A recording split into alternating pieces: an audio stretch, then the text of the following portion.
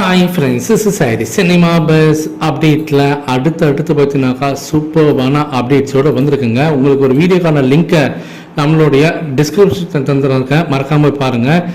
So junior MGR அப்படின்னு சொல்லக்கூடிய எம்ஜிஆர் அவர்களுடைய வளர்ப்பு மகனுடைய மகன், அதாவது எம்ஜிஆர் அவர்களுக்கு பார்த்தீங்கன்னாக்கா பேரன் முறை வரும். ஸோ அவர் பார்த்தீங்கன்னாக்கா கூலி படத்தில் நடிச்சிருக்காருங்க. அவர் வந்து ஒரு பேட்டி கொடுத்துருக்காரு. அதில் அவர் சொல்லும் போது லோகேஷ் அண்ணனுக்கு தான் வந்து நான் நன்றிகள் தெரிவிக்கணும். ஏன்னா நாங்கள் வந்து அடிக்கடி கிரிக்கெட்லாம் விளையாடுவோம். அப்போ ஒரு தடவை விளையாடும் போது இந்தமாதிரி ரஜினி சாரோட படம் இருக்குது பண்ணுறியா அப்படின்னு சொல்லி கேட்கும்போது நான் உடனே ரஜினி சார் படம்னு சொன்னேன்னே உடனே அதை ஒத்துக்கிட்டேன்.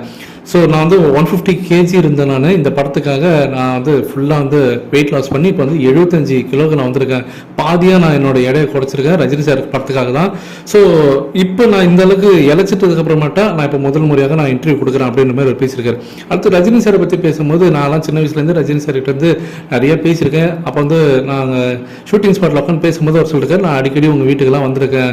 ஸோ இங்கெல்லாம் வந்து சாப்பிட்ருக்கேன், தோட்டத்துக்கெல்லாம் வந்து அந்த தோட்டத்துலலாம் உட்காந்து பேசியிருக்கோம் அப்படின்ற மாதிரி அவரோட பாஸ்ட் மெமரிஸை பற்றிலாம் அவர் சொல்லும் போது அவ்வளோ சந்தோஷமாக ஒரு ஹாப்பி மெமரிஸாக தான் இருந்திருக்கு. அதுக்கு இந்த படத்தை பற்றி சொல்லுங்கள் அப்படின்னு சொல்லி கேட்கும்போது இப்போதைக்கு எதுவும் சொல்ல முடியாது. ஆனால் படம் வந்து தரமான ஒரு மேக்கிங் ஆகின்னு இருக்குது.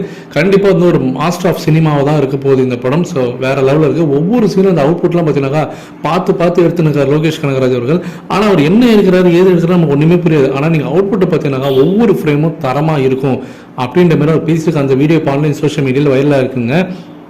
அடுத்தது இன்னொன்று ஒரு விஷயம் பார்த்தீங்கன்னாக்கா இன்னைக்கு காலையிலேருந்து வைரலாக எனக்கு என்னென்னா கூலி படத்தில் வந்து மலையாள ஆக்டர் மம்முட்டி அவர்கள் வந்து இணைய போகிறதாக ஒரு தகவல் வந்து எனக்கு.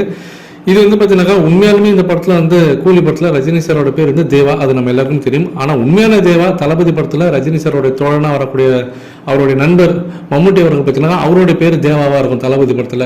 ஸோ அந்த ரெஃபரன்ஸை யூஸ் பண்ணி தான் இந்த படத்தில் அவருக்கு தேவான்னு வச்சாங்க. ஆனால் உண்மையாலுமே தேவா வரப்போறாரா அப்படின்ற மாதிரி இருக்குது. ஏன்னா லோகேஷ் கனகராஜ் பல இடத்துல சொல்லியிருக்காரு, நான் வந்து தளபதி படத்தை தான் வந்து ரீமேக் பண்ணுவேன் எப்போதுமே, எனக்கு அந்த படம் ரொம்ப பிடிக்கும் அப்படின்ற மாதிரி சொல்லிருப்பாரு. ஸோ ஒரு வேளை தளபதி படத்தோட சாயல் ஏதாவது வரப்போதா, இந்த நாட்டில் தான் தளபதி படத்தை ரீரிலீஸ் வேறு பண்ணியிருக்காங்க. ஏதோ ஒரு விஷயத்த வந்து பெருசாக ஒரு விஷயத்த அவர் அப்படியே பார்த்தீங்கன்னாக்கா அப்படியே ஹைட் பண்ணி வச்சிருக்காரோ நமக்கு சர்ப்ரைஸ் பண்ணுறதுக்காக அப்படின்ற மாதிரி எனக்கு ஏதோ மைண்டில் ஓடிக்கிட்டே இருக்கு. உங்களுக்கு எப்படி தோணுது அப்படின்றது கீழே சொல்லுங்க ஃப்ரெண்ட்ஸ்.